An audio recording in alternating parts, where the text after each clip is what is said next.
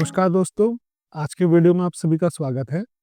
आज जो टॉपिक हम डिस्कस करने वाले हैं उसका नाम है ऑपरेटर्स और उसमें भी हम जो दो तरह के ऑपरेटर्स आज हम डिस्कस करेंगे, अरिथमेटिक ऑपरेटर और assignment operator. Operators generally perform किए जाते हैं वेरिएबल्स और वैल्यूज के ऊपर। इनका काम होता है कैलकुलेशन को परफॉर्म करना, या फिर हम कहें असाइनमेंट्स कुछ हमें दिए होंगे, किसी तरह के कैलकुलेशन हमें दिए होंगे, उनको परफॉर्म करना। हमारे ये लॉजिक बिल्डिंग्स में भी काम आता है।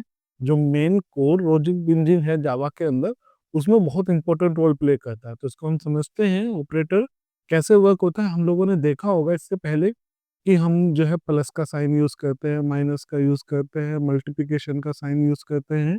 ये सब ऑपरेटर से कहलाते हैं, जहाँ पे ए और बी दो वेरिएबल हैं और इनको मैं कुछ इस तरह से लिख रहा हूँ। तो ये हमारे ए और बी तो कहलाएंगे ऑपरेंड्स, और ये जो प्लस का साइन है ये ऑपरेटर कहलाएगा।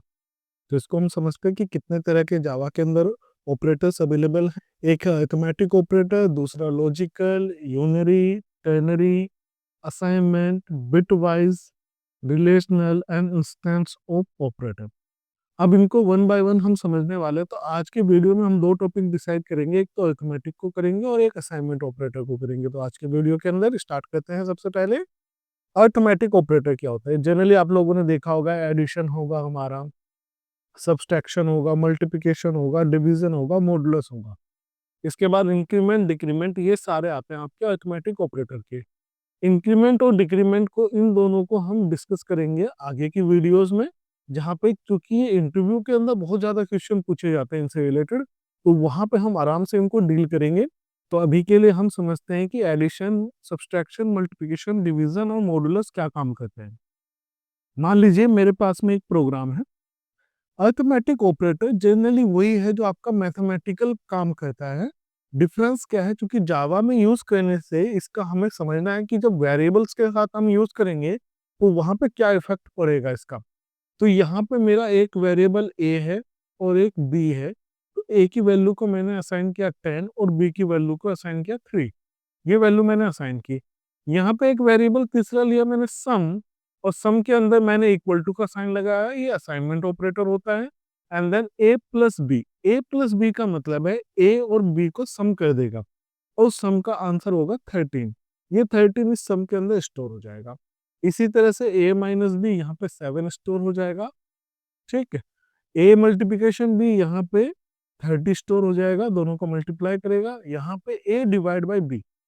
अब यहाँ पे थोड़ा सा कंफ्यूजन आपको हो सकता है कि यहाँ पे क्या स्टोर होगा। देखिए, जनरली अगर आप मैथमेटिकली देखेंगे तो 10 को अगर हम 3 से डिवाइड करेंगे तो आंसर आएगा 3.33 और समथिंग, लाइक 33 आता रहेगा।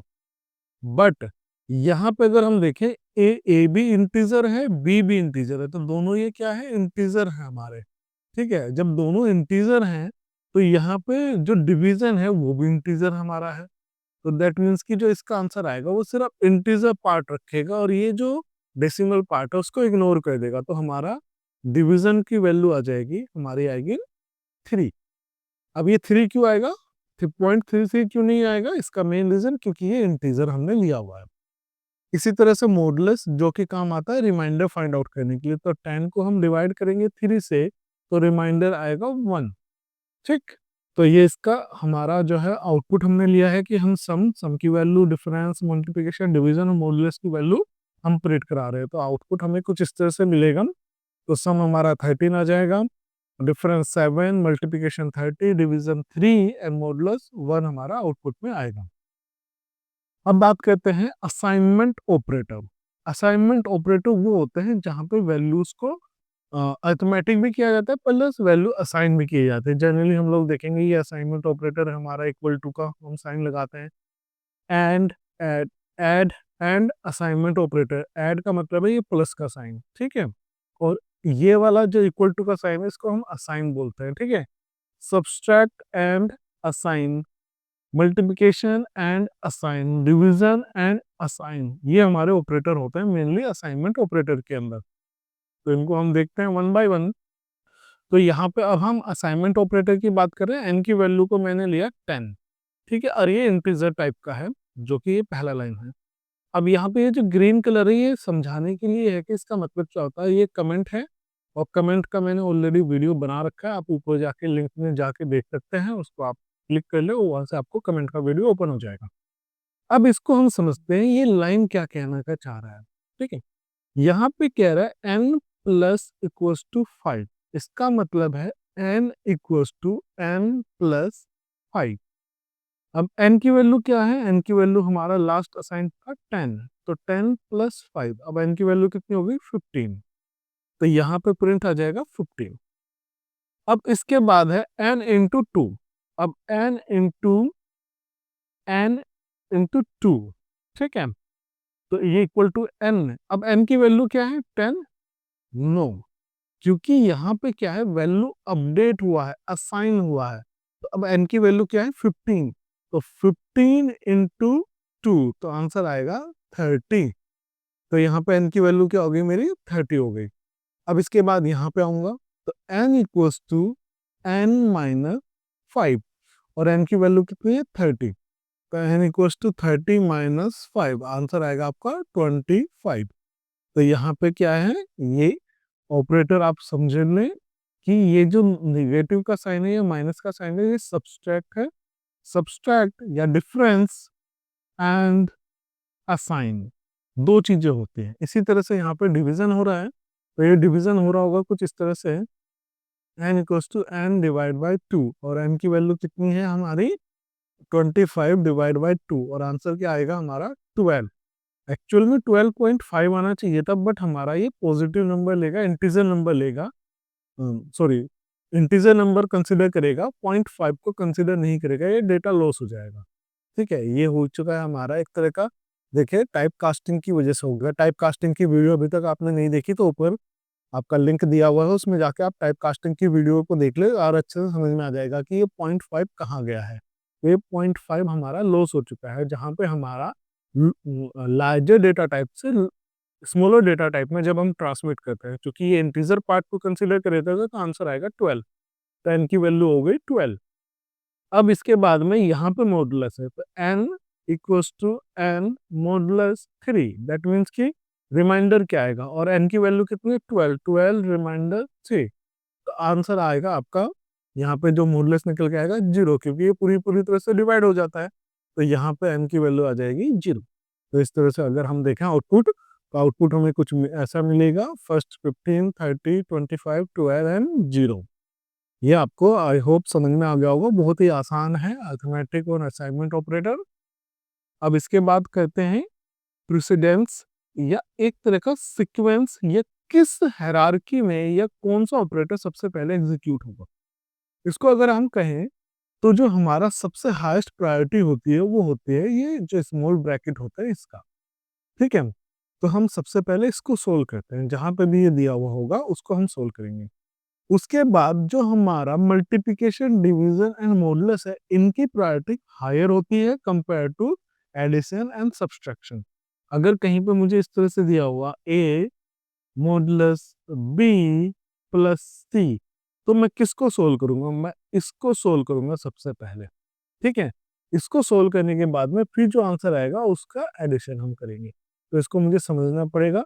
और यहाँ से लेफ्ट टू राइट भी चलेगा हमारा इवेल्युएशन, तो हम लेफ्ट टू राइट भी फॉलो करेंगे। ठीक है, तो ऑपरेटर प्रेसिडेंस आपको समझ में आ गया होगा कि हम ऑपरेटर्स को कैसे सोल्व करना शुरू करेंगे। अब बात करते हैं इनका रियल लाइफ यूज। देखिए कई बार बहुत सारी वीडियोस मैंने देखी है जहाँ पे इनका यूज नहीं बता पाते कि हमने प्रोग्राम तो सीख लिया पर यूज कहाँ करेंगे। यूज करेंगे हम बैंकिंग कैलकुलेशन के अंदर। ऑपरेटर्स बहुत ज़्यादा यूज होते हैं आपका, यहाँ पे तो हमने बहुत कम ऑपरेटर यूज करे हैं। इसके बाद में हम बहुत सारे ऐसे क्लासेस हैं, मैथ हमारा एक ऑलरेडी क्लास प्री डिफाइंड है, उसके अंदर भी बहुत सारी लाइब्रेरीज के अंदर मेथड्स वगैरह डिफाइन है, जहाँ पे square root, under root, cube, ये सारी चीजें भी निकालना, हम एब्सोल्यूट वैल्यू निकालना, ये सब चीजें हम देखेंगे। तो मेनली अगर बैंकिंग कैलकुलेशन में है वहाँ पे मैथमेटिक्स बहुत यूज होता है, जैसे कि असाइनमेंट एंड आपका अरिथमेटिक ऑपरेटर। इसके अलावा शॉपिंग डिस्काउंट्स या शॉपिंग में जहाँ पे हमारा जो है बिल्स से रिलेटेड हमारा काम होगा, बिलिंग से रिलेटेड होगा, इनवॉइस से रिलेटेड होगा वहाँ पे। देन परसेंटेज कैलकुलेशन में, गेम स्कोर के अंदर, इन सब जगहों पे हमारे ये यूज होने वाले हैं हमारा arithmetic operator.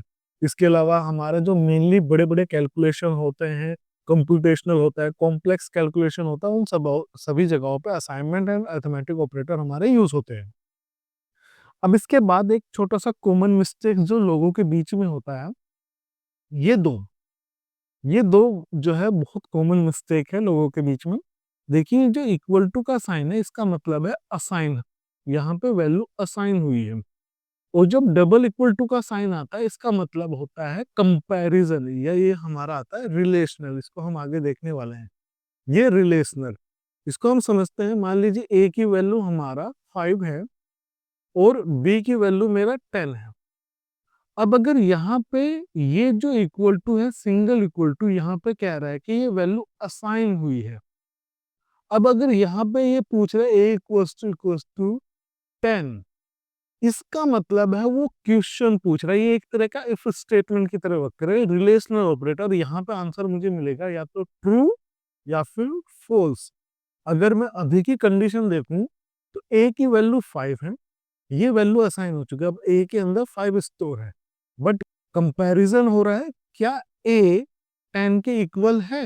And the answer is false, no, क्योंकि ए की वैल्यू जो है वो 5 है, ये इक्वल नहीं है, तो यहाँ पे फॉल्स वैल्यू आपको मिलेगा। तो ये कंफ्यूजन जो होता है सिंगल इक्वल टू साइन और डबल इक्वल टू साइन, इनके बीच का कंफ्यूजन आप दूर रखें, ठीक है। प्रिसीजेंस को आप इग्नोर कर देते हैं कई बार। हमने जैसे अभी इससे पहले बताया कि आपका एक सीक्वेंस बना हुआ है, प्रोबेबिलिटी सेट है कि कौन सा ऑपरेटर पहले सोल्व करेंगे, कौन सा बाद में हम सोल्व करेंगे। इसके बाद अगर ये वाला क्वेश्चन इस टाइप का 10 डिवाइड बाई 3, आंसर आना चाहिए 3.33, पर आता क्या है 3, बिकॉज अगर हमने ये सारे इंट लिए हुए हैं, क्योंकि ये 10 डिवाइड बाई 3 क्या है, इंटीजर नंबर है।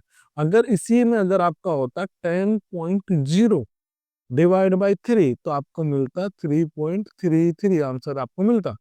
बट आपको अगर दोनों ही हमारे इंटीजर है तो आउटपुट आपको इंटीजर मिलेगा और ये डेटा हमारा इतना लॉस हो जाएगा। तो इन चीज़ों को, जो ये कॉमन मिस्टेक्स हैं, इनको आप ना दोहराएं, आई होप। और वीडियो को आई होप आप लोगों ने समझ लिया होगा क्या क्या हमने डिस्कस किया है। अब इसके बाद बात करते हैं इंटरव्यू पॉइंट्स ऑफ क्वेश्चन।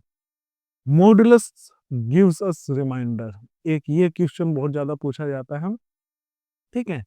एक ये जो डिवाइड साइन होता है, अगर इंट्स हमेशा इंटीजर वैल्यू ही रिटर्न करेगा। दूसरा, इसमें और इसमें क्या डिफरेंस है, ठीक है। अब ये बहुत बड़ा एक इशू है, लोग बाग इसको क्लियर नहीं करते, दोनों में डिफरेंस बहुत बड़ा है। डिफरेंस क्या है? स्पीड। देखिए, आप लोग एक सब्जेक्ट पढ़ने वाले हैं, डा या design and analysis of algorithm, अगर नहीं पढ़ा है तो इसको आप पढ़ेंगे नेक्स्ट सेमेस्टर में भी, इस सेमेस्टर में आप पढ़े होंगे। तो ये सब्जेक्ट इतना इंपॉर्टेंट है, यहाँ पे हम समझते हैं कि कोई भी एल्गो है उसका टाइम क्या ले रहा है। वो टाइम अगर ज्यादा ले रहा है तो वो बेकार है, अगर टाइम कम ले रहा है तो वो बेस्ट है हमारे लिए। तो अब ये वाला हमारा ऑपरेटर फास्ट वर्क करता है, फास्टर वर्क करता है कंपेयर टू दिस। अगर हम देखें जनरली, अगर मैं इसको इस तरह से लिखता हूँ इक्वल्स टू ए, और एक को मैंने लिखा यहाँ पे इस तरह से, अब दोनों में अगर आप देखें तो यहाँ पे आपको दिखाई दे रहा है कि मेरे दो वेरिएबल यूज हो रहे हैं, एज अ जस्ट एक कंपैरिजन बता रहा हूँ। और यहाँ पे आपको दिखाई दे रहा है कि मेरे 3 वेरिएबल यूज हो रहे हैं एक तरह से देखने में, तो ऑब्वियसली स्पीड में फर्क आएगा। प्लस लॉजिक के अंदर भी अगर हम देखें तो ये हमने एक बार इनिशियलाइज करा और वहीं के वहीं वैल्यू असाइन कर दी। यहाँ पे वैल्यू फेच करा, दोनों का एडिशन करा, फिर उसके बाद में हमने वैल्यू असाइन करा, तो ये थोड़ा सा डिफरेंस रहता है हमारा। तो आई होप आप लोगों को समझ में आ गया होगा पूरा वीडियो। अगर कोई डाउट है तो आप कमेंट सेक्शन में लिखिए, और इसके बाद हम नेक्स्ट वीडियो के अंदर डिस्कस करेंगे relational operator and logical operator क्या होता है, इसको हम अच्छे से डिस्क्राइब करेंगे with some practical approaches, practical programs. I hope आप लोगों को अच्छे से सब समझ में आ गया होगा। अगर किसी तरह का कोई डाउट है आप कमेंट सेक्शन में लिखिए, मैं रिजोल्व करूंगा। और साथ में ही इस वीडियो को आप अपने दोस्तों के साथ में शेयर करें ज़्यादा से ज़्यादा। और प्लस अगर आपने अभी तक सब्सक्राइब नहीं किया है तो चैनल को सब्सक्राइब जरूर कर लें। Thank you.